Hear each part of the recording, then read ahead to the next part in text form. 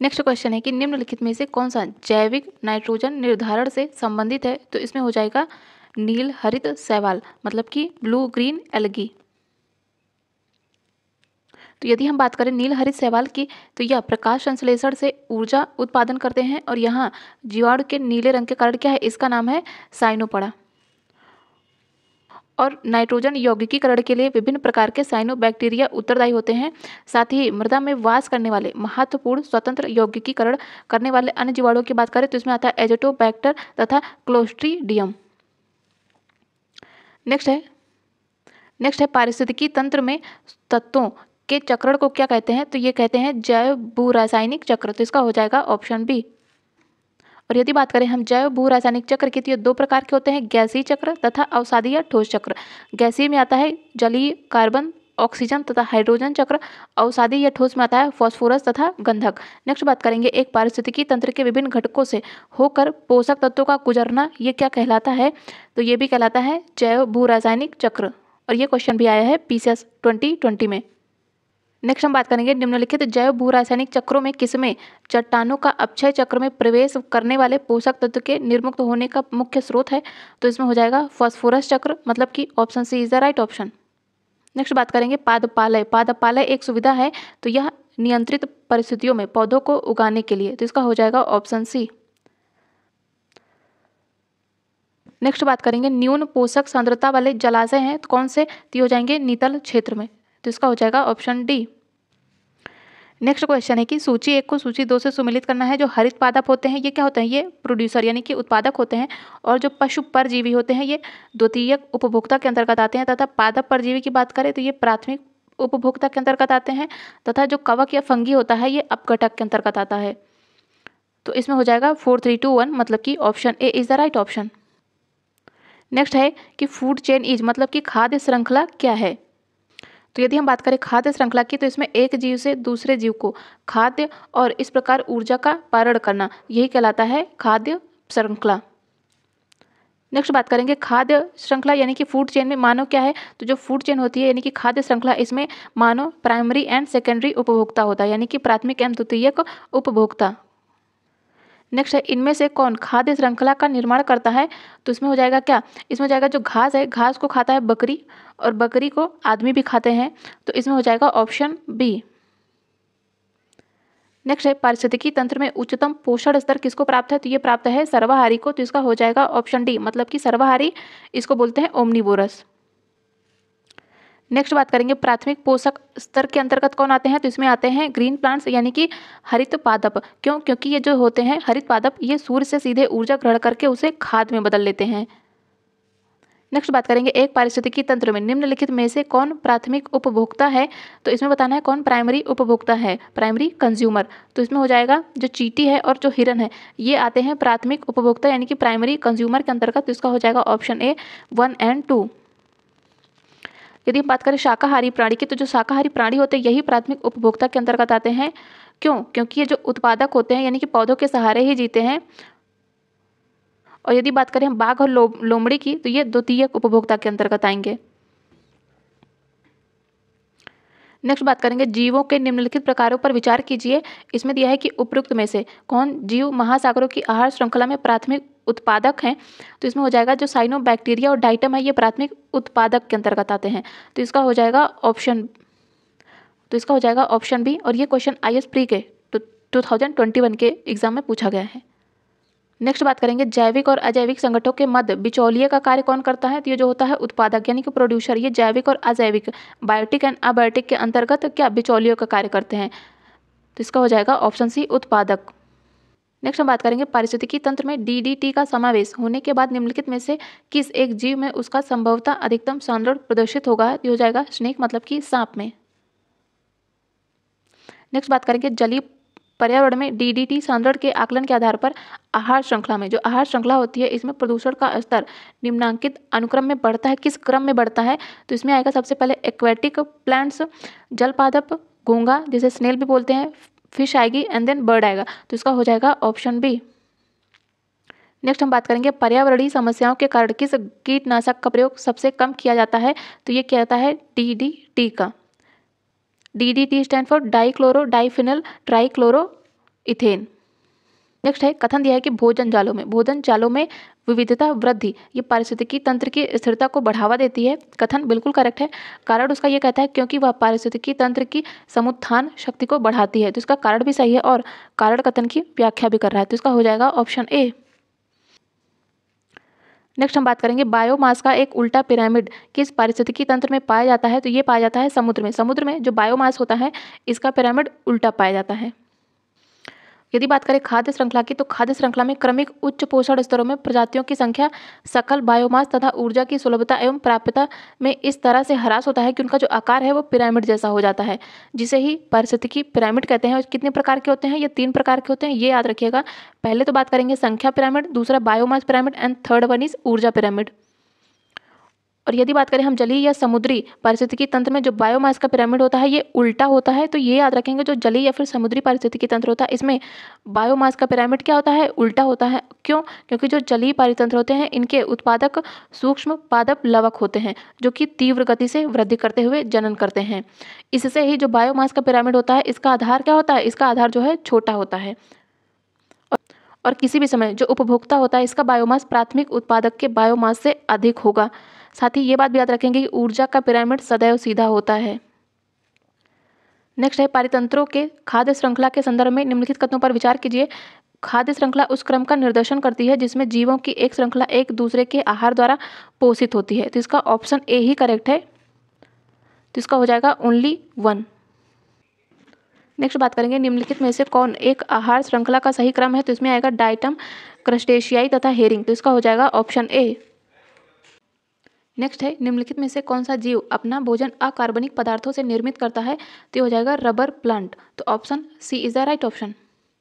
साथ ही यदि हम बात करें वो कौन से जीव हैं जो कार्बनिक पदार्थों से अपना भोजन प्राप्त करते हैं, मतलब कि प्रकाश संश्लेषण के द्वारा नहीं, तो इसमें हो जाएगा चींटी, विषाणु, कुकुरमुत्ता। और यदि बात करें हम रबर वृक्ष की, तो ये भूमध्य रेखीय सदाबहारी वनों में पाए जाते हैं और जो रबर है ये उष्णकटिबंधीय पौधा है। नेक्स्ट है निम्नलिखित में से कौन सा जीव किसी पारितंत्र में प्राथमिक उपभोक्ता वर्ग को निरूपित करता है, तो इसमें हो जाएगा इल्ली। नेक्स्ट है सूची 1 को सूची 2 से सम्मिलित करना है। यदि बात करें खाद्य श्रृंखला की, तो इसके अंतर्गत अनेक जीव जंतुओं को अपने भोजन के स्रोत के रूप में एक से दूसरे पर निर्भरता यह आता है खाद्य श्रृंखला के अंतर्गत। और यदि बात करें हम खाद्य जाल की, तो खाद्य जाल के अंतर्गत आते हैं खाद्य श्रृंखला, वो खाद्य श्रृंखला जो एक दूसरे से संबद्ध एवं अन्योन्याश्रित होती है, तो इसमें हो जाएगा 4। और यदि बात करें पोषण स्तर की, तो पोषण स्तर में जो होता है ये पारिस्थितिकी में श्रेणीबद्ध में कई स्तर होते हैं। तो पोषण स्तर की बात करें तो पोषण स्तर में जो पारिस्थितिकी होती है इसमें श्रेणीबद्ध कई स्तर पाए जाते हैं। और यदि हम बात करें बायोम की या फिर जीवोम की, तो इसमें वनस्पतिक एवं प्राणी जगत का प्राकृतिक रूप से पाया जाने वाला समुदाय है। नेक्स्ट है निम्नलिखित में से कौन से जीव अपादहारी हैं यानी कि डेट्राइटिवोर हैं, तो इसमें हो जाएगा केचुआ, मिलीपीड यानी कि सहस्त्रपादी तथा काष्ठयुका यानी कि वुडलाइस, तो इसका हो जाएगा 1, 3 एंड 5। यदि हम बात करें डेट्राइटिवोर ऐसे होते कौन है, तो ये वो जीव होते हैं जो अपना भोजन मृत एवं अपघटित पौधों तथा जीवों से प्राप्त करते हैं। इनमें सूक्ष्म जीव आते हैं कौन कौन से, बैक्टीरिया, और बड़े जीवों में आता है कवक, केचुआ, सहस्त्रपादी और कुछ क्रिटेशियन जैसे कि काष्ठयुका भी आते हैं। नेक्स्ट है निम्नलिखित में से कौन से जीव समूह की सर्वाधिक जैव विविधता होती है, तो ये होती है फंजाई की। नेक्स्ट बात करेंगे निम्नलिखित कथनों पर विचार कीजिए। समुद्र कच्छपों की कुछ जातियां शाकभक्षी होती हैं, बिल्कुल करेक्ट है। मछली की कुछ जातियां भी शाकभक्षी यानी कि हर्बीवोरस होती हैं, ये भी करेक्ट है। तथा समुद्री स्तनपायियों की कुछ जातियां भी शाकभक्षी होती हैं, ये भी सही है। और सांपों की कुछ जातियां सजीव प्रजक होती हैं, तो इसमें सभी सही हैं, इसलिए इसमें हो जाएगा ऑप्शन डी।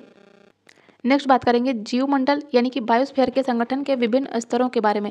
निम्नलिखित में से कौन सा एक सही अनुक्रम है, सही बताना है।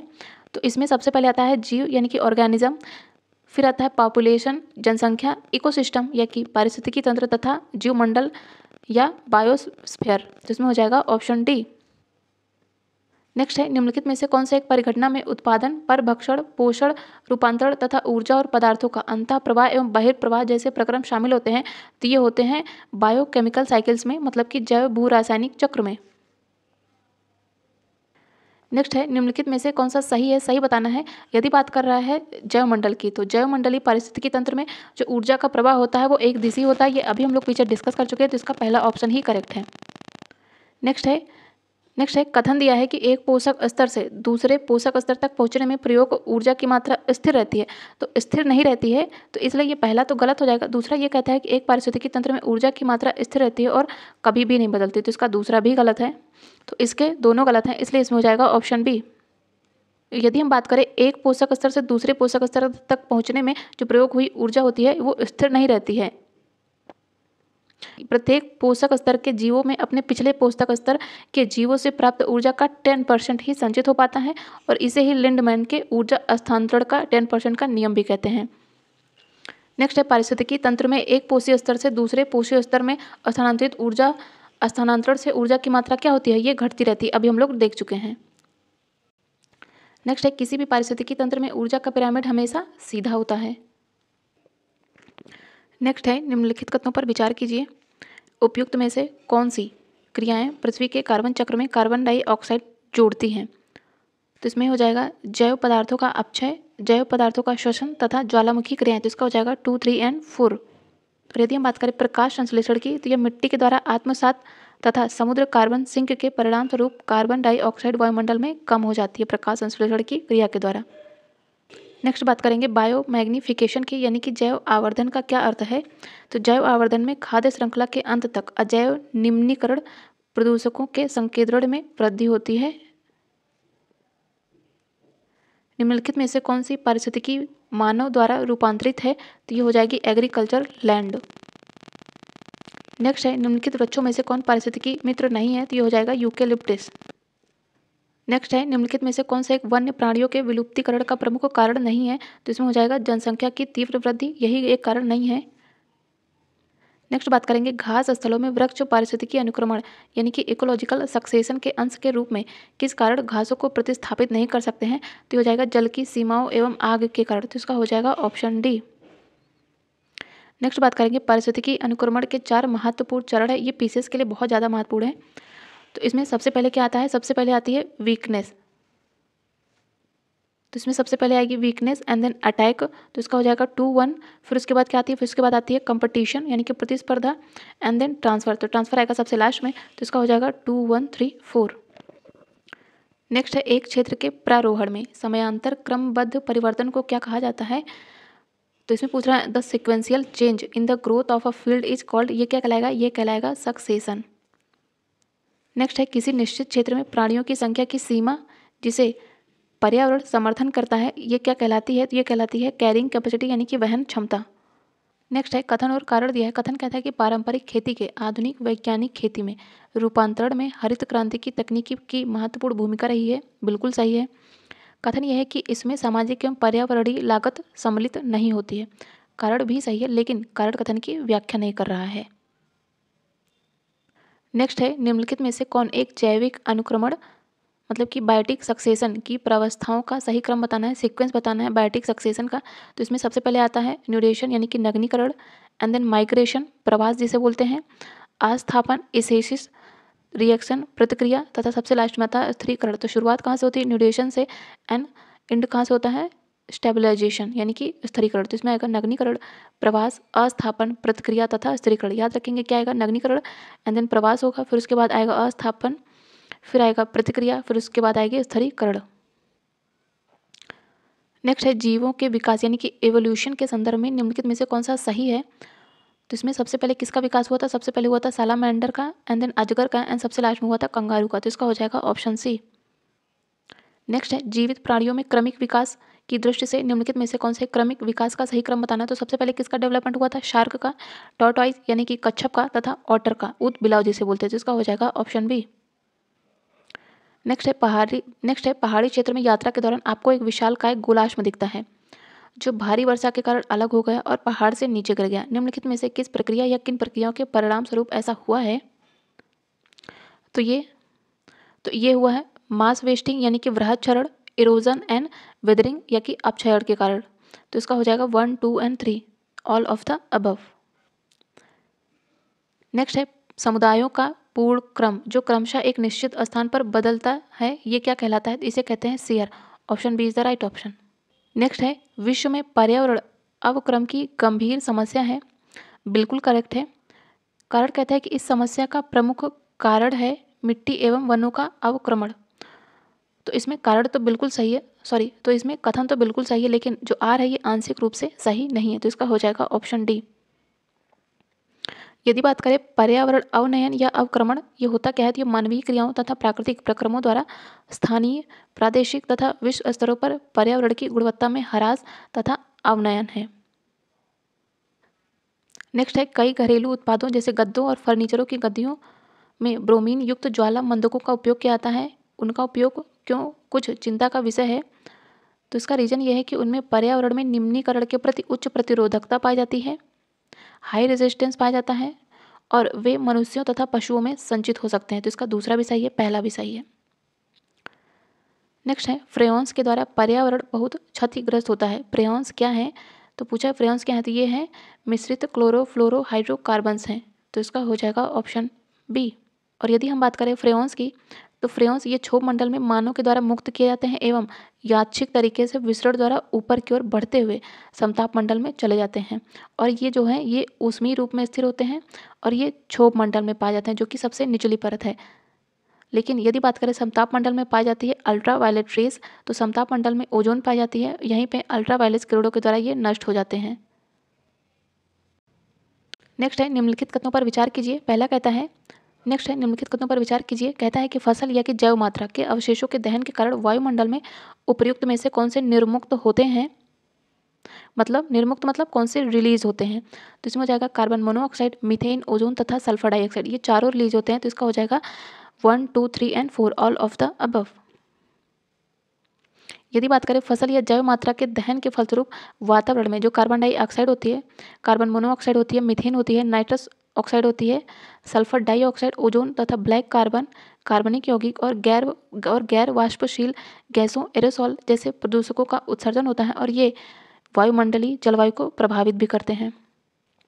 नेक्स्ट बात करेंगे हाइड्रोजन सल्फाइड के, ये प्रदूषक का स्रोत है। तो ये सड़ते हुए वनस्पति एवं पशु पदार्थ, तो इसका हो जाएगा ऑप्शन ए। और ये आरओ के 2021 के एग्जाम में पूछा भी गया है। नेक्स्ट बात करेंगे निम्नलिखित में से किसमें ट्राइक्लोसन के विद्यमान होने की सर्वाधिक संभावना होती है जिसके लंबे समय तक उच्च स्तर के प्रभावन में रहने को हानिकारक माना जाता है? तो इसमें हो जाएगा प्रसाधन सामग्री। Option D is correct. Next है, पर्यावरण में निर्मुक्त यानी कि रिलीज होने वाली सूक्ष्म कणिकाओं माइक्रोबीड्स के विषय में अत्यधिक चिंता क्यों है? क्योंकि ये समुद्री परितंत्रों के लिए हानिकारक मानी जाती है। तो इसका ऑप्शन ए ही करेक्ट है। नेक्स्ट है, भट्टी तेल यानी कि फर्नेस ऑयल के संदर्भ में निम्नलिखित कथनों पर विचार कीजिए। यह तेल परिष्करणियों यानी कि रिफाइनरी का एक उत्पाद है। बिल्कुल करेक्ट है। दूसरा कहता है कि कुछ उद्योग इसका उपयोग ऊर्जा पावर उत्पादन के लिए करते हैं। दूसरा भी सही है और इसके उपयोग से पर्यावरण में गंधक का उत्सर्जन होता है। तो तीनों सही है और इसमें पूछा है कौन सा सही है, तो इसमें 1, 2 एंड 3 तीनों सही है, इसलिए हो जाएगा all of the above. Next बात करेंगे ताम्र प्रगलन संयंत्रों के बारे में चिंता का कारण क्या है? पूछा है कॉपर स्मेल्टिंग के बारे में। तो ये पर्यावरण में कार्बन मोनोऑक्साइड को घातक मात्राओं में निर्मुक्त करते हैं। तो इसका पहला सही नहीं है। नेक्स्ट है, कॉपर स्लैग पर्यावरण में कुछ भारी वस्तुओं के निच्छालन यानी कि लीचिंग का कारण बन सकता है। बिल्कुल करेक्ट है। और ये सल्फर डाइऑक्साइड को एक प्रदूषक के रूप में निर्मुक्त करते हैं। तो इसका तीसरा भी सही है। इसका दूसरा और तीसरा सही है, पहला गलत है, तो इसलिए इसमें हो जाएगा ऑप्शन बी। नेक्स्ट है, निम्नलिखित में से कौन सा एक जैव निम्नीकरण यानी कि बायोडिग्रेडेबल नहीं है? तो ये हो जाएगा सिल्वर फॉइल।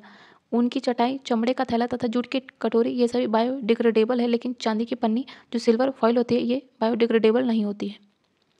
निम्नलिखित में से कौन सा जैव निम्नीकरण है? तो इसमें हो जाएगा रबर। रबर एक जैव निम्नीकरण पदार्थ है। जैव निम्नीकरण पदार्थ होते क्या हैं? तो वे पदार्थ जो जैविक प्रक्रिया के द्वारा अपघटित हो जाते हैं वही जैव निम्नीकरण कहलाते हैं। तो इसमें प्लास्टिक, पॉलीथीन तथा पारा या कि मरकरी ये जैव निम्नीकरण नहीं है। नेक्स्ट है, निम्नलिखित में से कौन एक बायोडिग्रेडेबल प्रदूषक है? तो इसमें हो जाएगा जो घरेलू वाहित मल है। तो इसका हो जाएगा ऑप्शन सी। नेक्स्ट है, निम्नलिखित उद्योगों में से कौन सी एक सर्वाधिक जैव अनिम्नीकरण अपशिष्ट उत्पादित करती है यानी कि नॉन बायोडिग्रेडेबल वेस्ट की बात कर रहा है? तो इसमें हो जाएगा तापीय विद्युत संयंत्र। Option A is correct. और यदि बात करें तापीय विद्युत संयंत्रों की, तो इनके द्वारा फ्लाई ऐश का उत्सर्जन किया जाता है जो कि जैव अनिम्नीकरण होते हैं। निम्नलिखित में से कौन सा बहुलक जैव निम्नीकृत नहीं किया जा सकता है? तो इसमें हो जाएगा पीवीसी।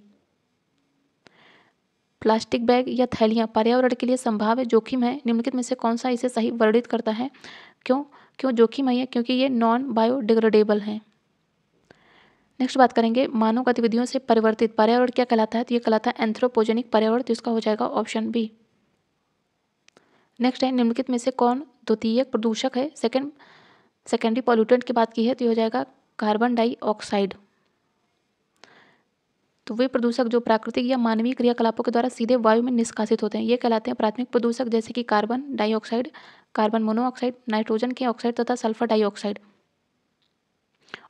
और सेकेंडरी पॉल्यूटेंट कौन होते हैं? तो ऐसे वायु प्रदूषक जो प्राथमिक वायु प्रदूषकों तथा सामान्य वातावरणीय यौगिकों के बीच रासायनिक अभिक्रिया के फलस्वरूप उत्पन्न होते हैं, ये कहलाते हैं सेकेंडरी पॉल्यूटेंट। इनमें आता है सल्फ्यूरिक एसिड तथा स्मॉग या कि धूम, कोहरा और ओजोन।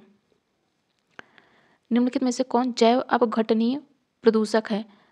तो इसमें हो जाएगा sewage. Sewage is a biodegradable indicator. ऐसे प्रदूषक जो सूक्ष्म जीवों जैसे कि जीवाणु आदि के द्वारा समय के साथ प्रकृति में सरल हानि रहित तत्वों में विभक्त हो जाते हैं, वही कहलाते हैं जैव अपघटनीय प्रदूषक। इसमें आता है घरेलू अपशिष्ट, कचरा, वाहित मल।